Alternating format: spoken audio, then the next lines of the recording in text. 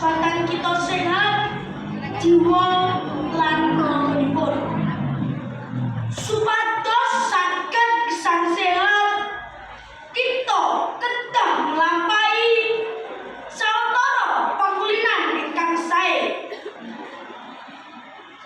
Sapisan dahar sehat, kita kedah milih dahar ingkang kebak gizi, kados sayur-sayuran, woh-wohan, ulam, tempe, ugi tahu.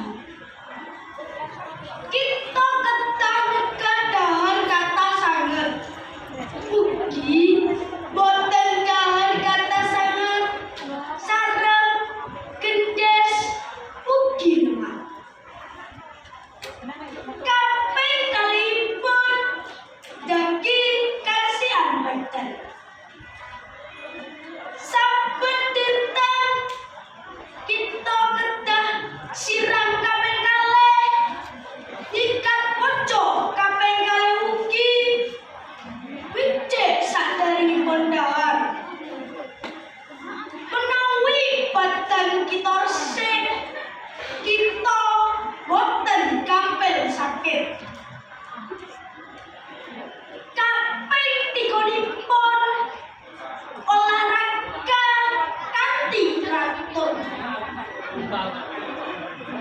Kita saged olahraga kados mlampah-mlampah, bal-balan, senam, utawi dolanan tradisional ingkang adamel badan kita obah.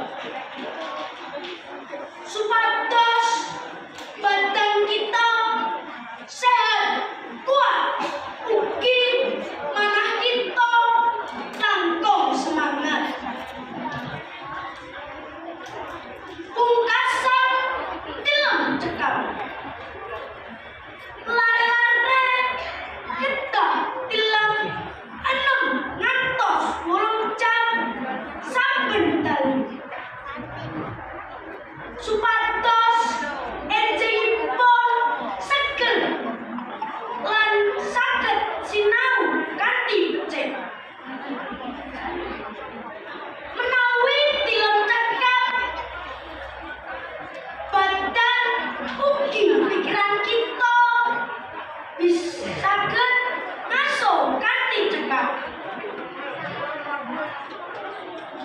Dados gesang senika prasaja nanging migunani sanget. Yen kita nglampahi saben dinten, Gusti Allah mesti paring kasarasan lan kejahatan. Mekaten ingkang saged kula aturaken, mugi-mugi